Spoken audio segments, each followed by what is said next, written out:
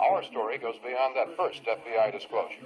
Our I-Team report, The Cocaine Cops, with Joe Bergantino and Clarence Jones, raises a number of chilling questions about Dade County law enforcement. When the FBI agents began their searches last month, they were looking for records that would more closely tie policemen to dope smugglers. They weren't looking for murder. They were surprised at what they found. Our sources say the FBI discovered confidential files from the County Homicide Squad in the hands of cocaine smugglers. That find raises frightening possibilities. Homicide files on unsolved murders are highly confidential. Even other policemen are not allowed to see them unless they prove a need to know. The files will tell you what the police know and what they don't know about a murder. They would give a killer an opportunity to build a better alibi. The files would also disclose witnesses and what they know.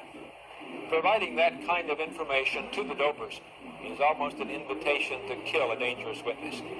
The records the FBI discovered in the smugglers' hands were almost certainly provided by members of the Dade County Homicide Squad.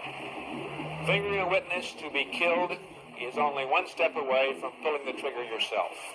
Rumors that policemen are involved in dope killings have been floating through the local law enforcement community for months. One agency went back and reviewed every drug-related murder in its files, looking for clues that would point to police officers as assassins.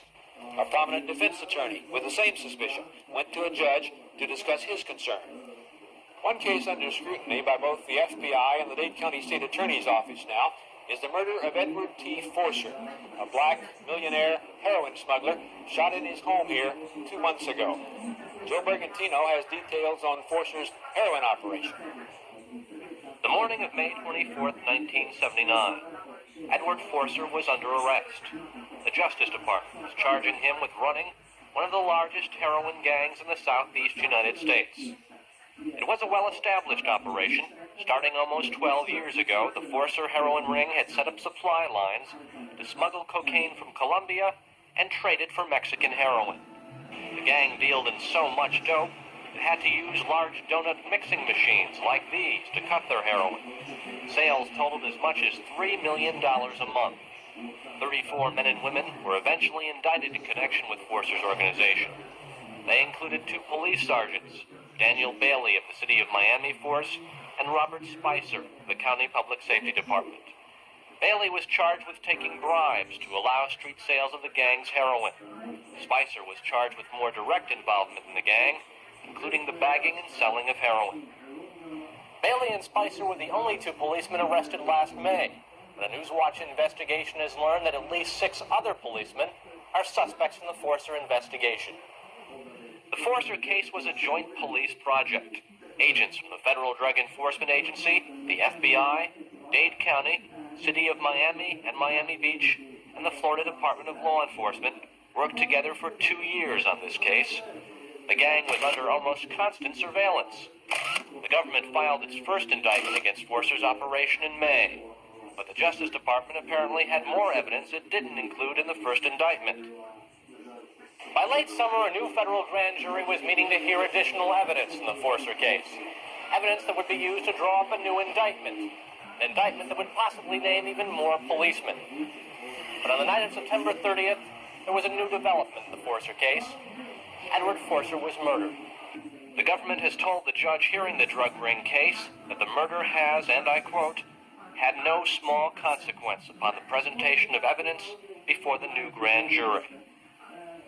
That means either Forcer's murder has frightened the grand jury witnesses, or that Forcer was about to talk.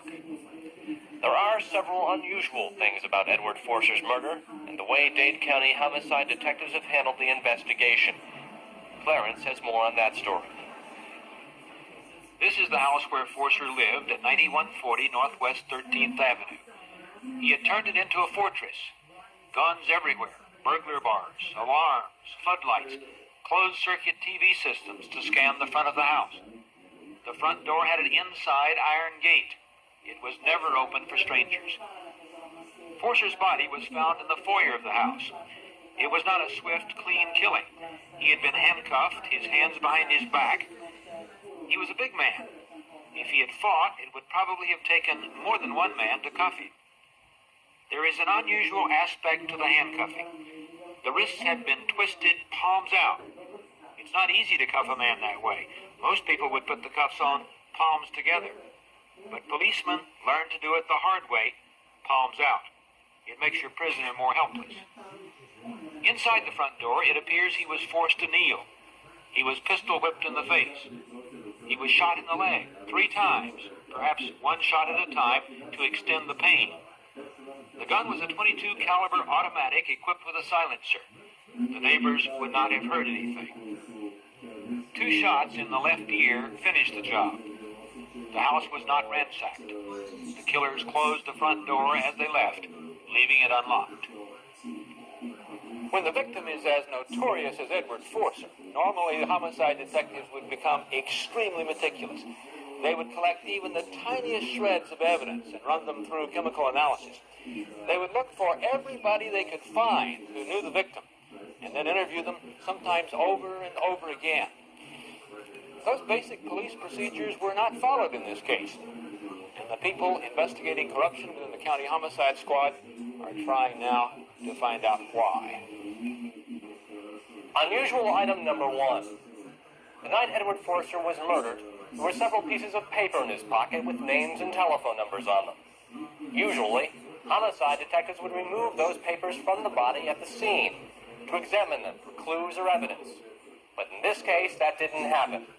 Those papers were still in Forcer's pocket, and federal drug enforcement agents viewed the body after it arrived here at the county morgue.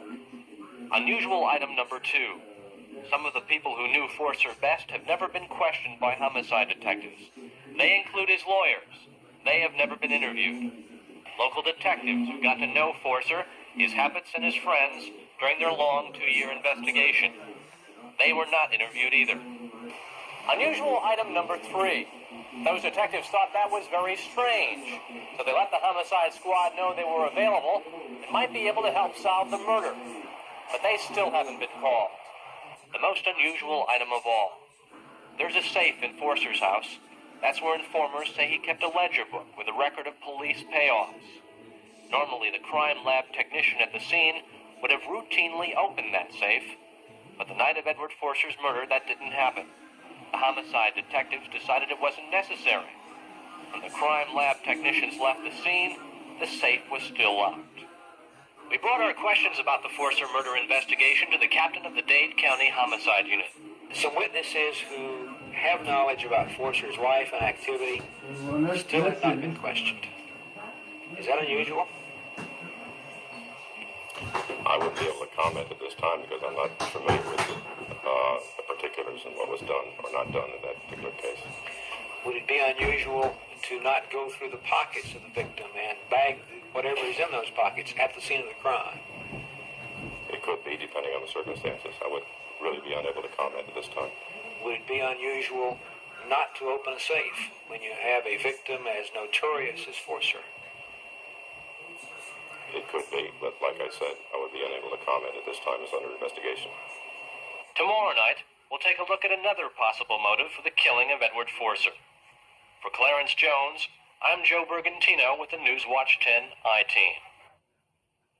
7 Dade County homicide detectives have been subpoenaed today by a federal grand jury. They're to be questioned about the unsolved murder of heroin dealer Edward T. Forcer. The grand jury also subpoenaed all Dade County Public Safety Department records in that murder investigation. Last night, the Newswatch I-Team disclosed in an exclusive report that the FBI is expanding its investigation of corruption within the Dade County Homicide Squad. We also disclosed the Forcer murder is a focal point in that federal probe. The I-Team, Clarence Jones and Joe Bergantino, tonight has another exclusive report on that corruption investigation. And Clarence, I guess it's been a busy day for you. For a lot of people in this case, a lot of people. The Forcer case is heating up considerably. In addition to the grand jury subpoenas today, there is new activity within the homicide squad and at the state attorney's office. We showed you last night that the search of Forcer's home and his pockets missed several things.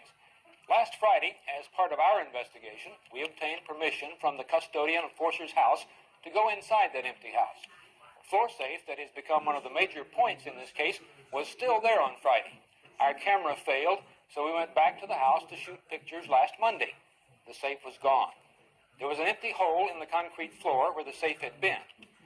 The next day, on Tuesday, the state attorney's staff obtained a search warrant for the Forcer house. They returned to the scene of the 2-month-old murder with crime lab technicians to try to collect evidence that was overlooked the night of the killing. But by Tuesday, the safe was no longer there. The removal of the safe over the weekend raises the possibility that there was a leak, and someone in the Forcer organization decided to dispose of the safe before the police came back.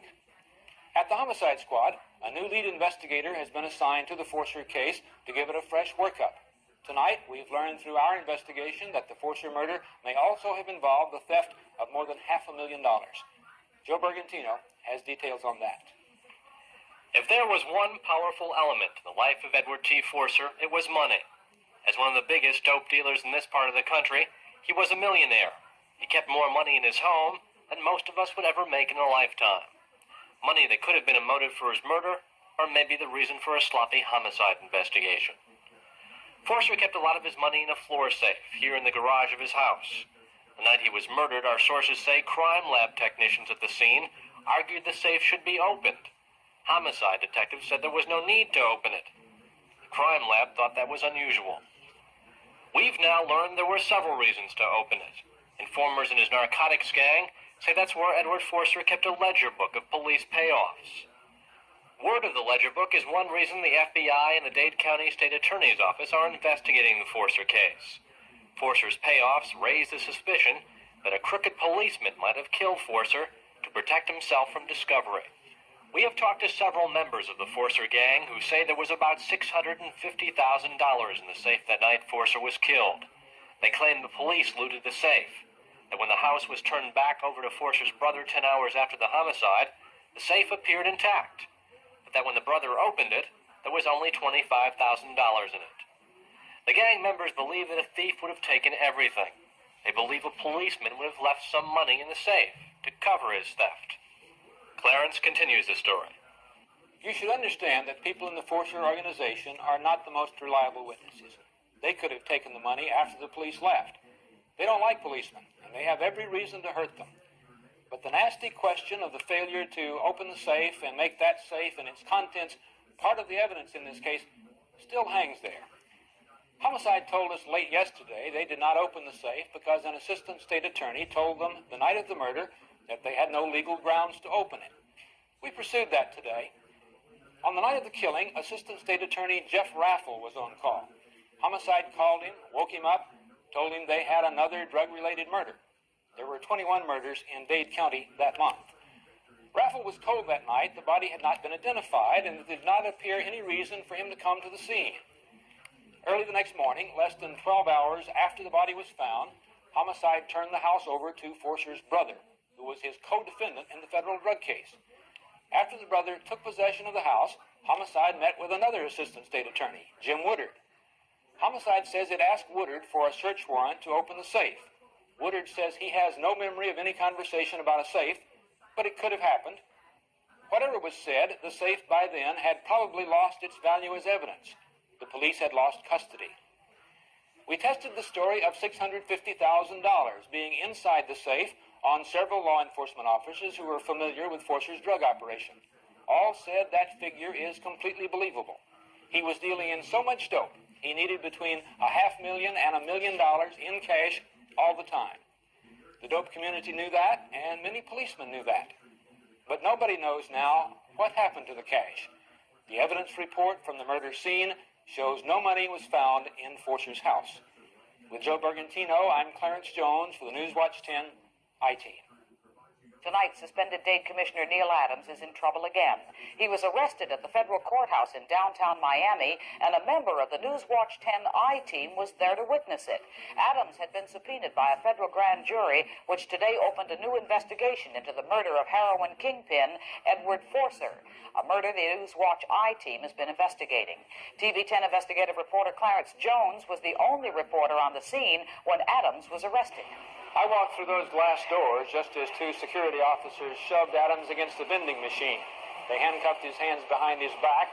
Officer Kenneth Brown then held him by the handcuffs up and led him upstairs to a small cell block where U.S. Marshals keep their prisoners before they're taken to court.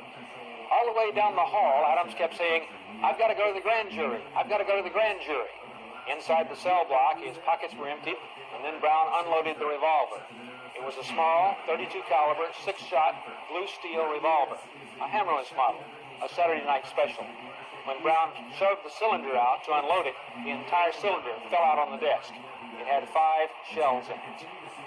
Adams had come through a rear door of the building where new construction is underway. He was probably trying to avoid reporters and photographers. When the security officers saw him come out of the construction area, they told him he would have to go through a metal detector, which was installed because of security problems in the current Black Tuna Gang drug smuggling case. The machine detected the pistol in his pocket, and he was quickly arrested, charged with carrying a firearm into a federal courthouse.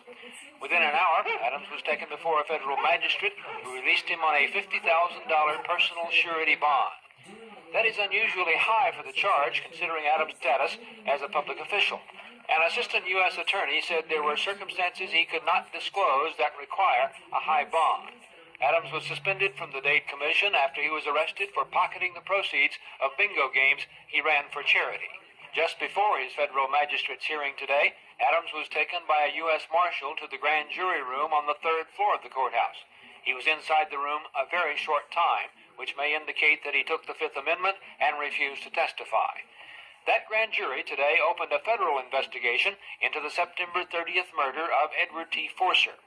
Earlier this week, we reported that the federal investigation of narcotics corruption within the Dade County Public Safety Department is focusing on Forcer's murder and the less than thorough investigation of that killing by the Dade Homicide Squad. Forcer ran one of the largest heroin smuggling operations in the southern United States. Our sources say the Forcer investigation turned up some kind of business association between Forcer and Adams. The grand jury also called 7 Public Safety Department officers who have some connection to the Forcer case. The first group of detectives who arrived at the federal courthouse were those originally assigned to investigate the drug killing: William Bellardine, Steve Jackson, Richard Mueller, and Pedro Izaguirre. As we reported last night, a new team of investigators has now been assigned, and the case has been given top priority by the Dade State Attorney. The jury today called Lou Daisadou, a homicide supervisor, Richard Wolf, assigned last week as new lead investigator, and Tom Carroll, the crime lab technician who thought it strange the night of the murder that the detectives did not want to open a floor safe in Forcer's house. Informers said Forcer kept a ledger book of police payoffs in that safe. Forcer normally would also have had more than $500,000 in cash in the safe. Clarence Jones, Newswatch 10, I-Team. This is the case of Armando Fiallo. Fiallo was a small-time cocaine dealer. He had served time in both federal and state prisons for dealing dope. On the afternoon of December 5th, 1978, 3 homicide detectives searched Fiallo's house here on Southwest 64th Place. They did not have a warrant for the search. They found cocaine, marijuana, guns, and a lot of money. How the police got through this door will become an issue in this case. The amount of money they found inside and seized is also disputed. At least $62,000, perhaps as much as $98,000. Whatever the amount, the money is now missing, and the 3 detectives who arrested Fiallo are under investigation in the disappearance of that cash. 1 week after the arrest, Fiallo and his 22-year-old girlfriend were murdered in this house. She was shot in the face. Fiallo was shot a number of times in the body. With Fiallo dead, the money that had been seized just 1 week before was no longer evidence. His murder closed that case. The disappearance of his money opens another one.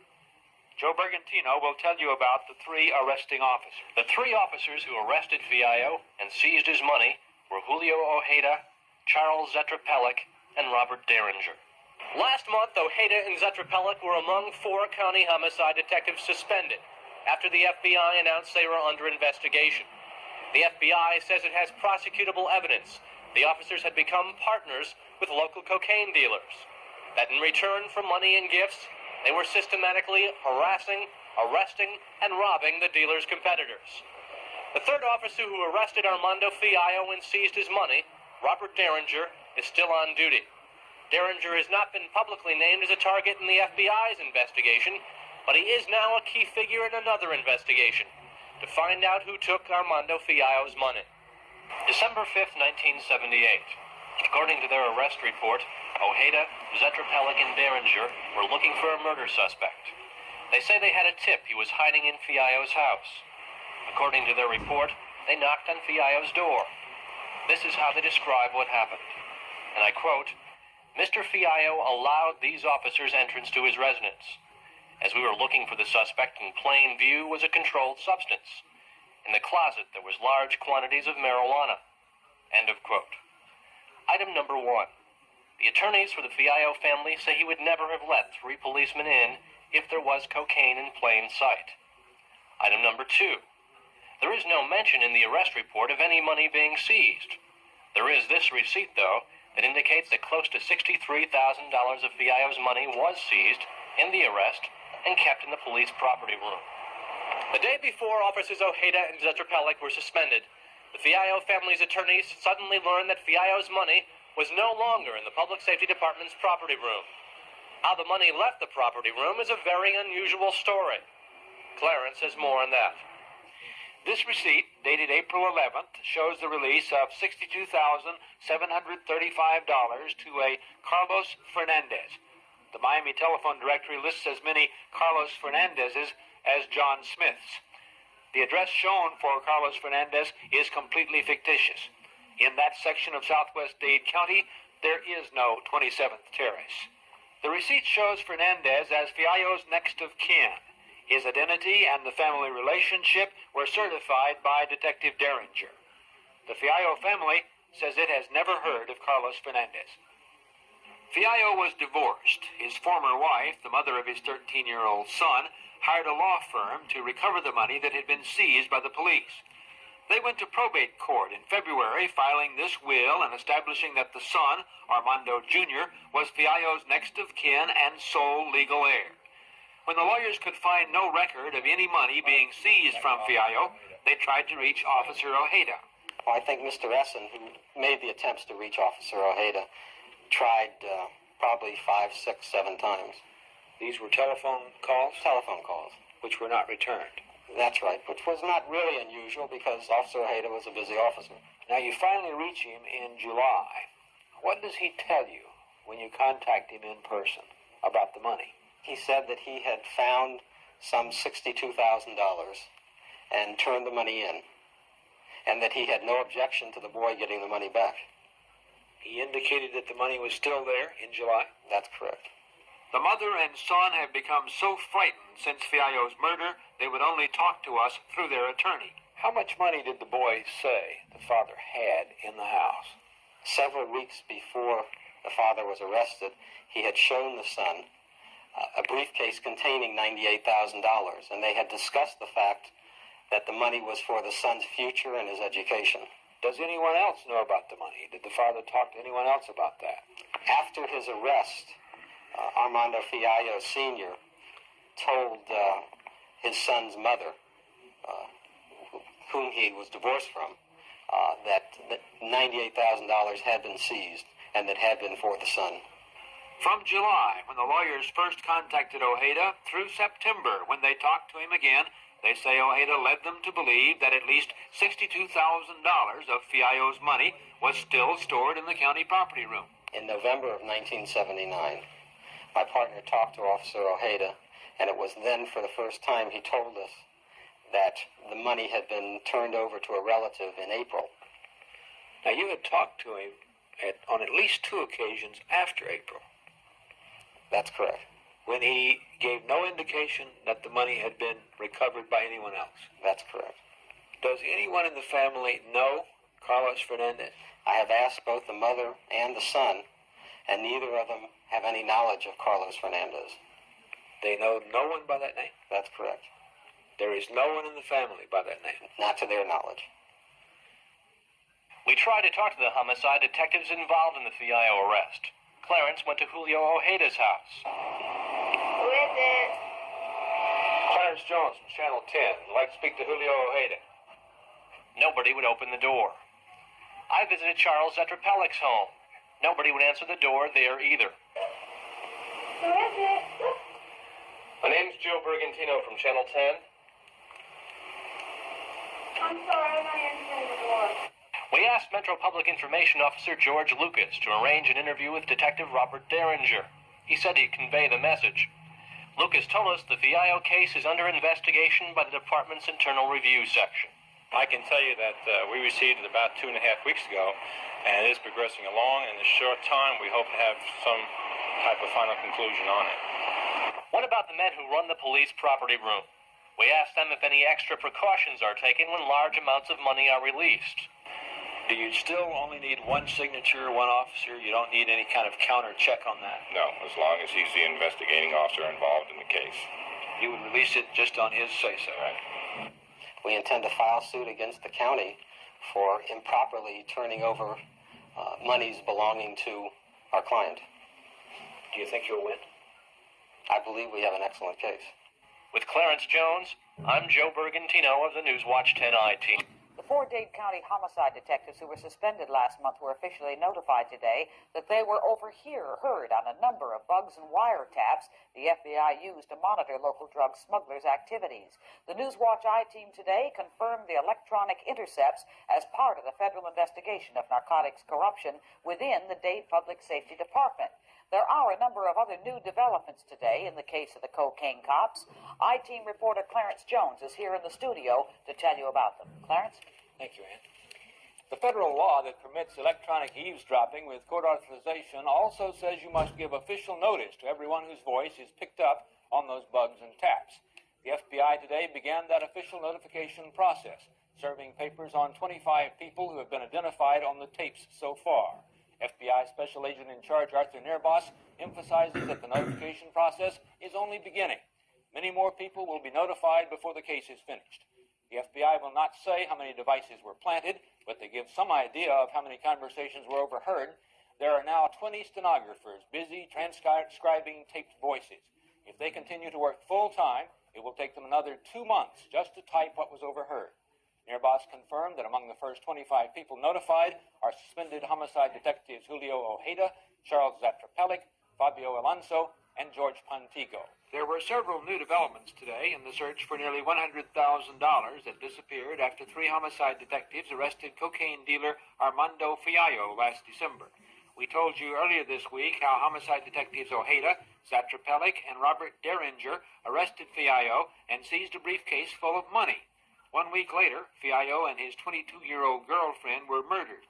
Fiallo's money was then released to a Carlos Fernandez with a fictitious address. The authorization for that next-of-kin release was endorsed by Detective Derringer. The family does not know a Carlos Fernandez. The Public Safety Department's Internal Affairs investigation has now been expanded to include the FBI and the Dade State Attorney's Office. I think the risk you run procedurally if you proceed on administrative matters, the possibility could exist of immunizing or jeopardizing any criminal prosecution. So at the stage we're at now, I think it's more appropriate that we go to prosecuting authorities or federal agencies to continue and assist us in the investigation. In our earlier story, we showed that large amounts of seized money can be released by the Public Safety Department with the approval of only one investigating officer. Do you see a need to change the procedure for releasing property as a result of this investigation? I think there's no question about that. I think that because of the nature of the problems we're having in Dade County and the large seizures of money, that procedurally we have to require some authorization by supervisory personnel. So part of it, as a result of the findings on this investigation, is to strengthen and tighten that procedure, and that's probably the first steps that we need to be taking. How soon can that be done? It can be done probably in a matter of days.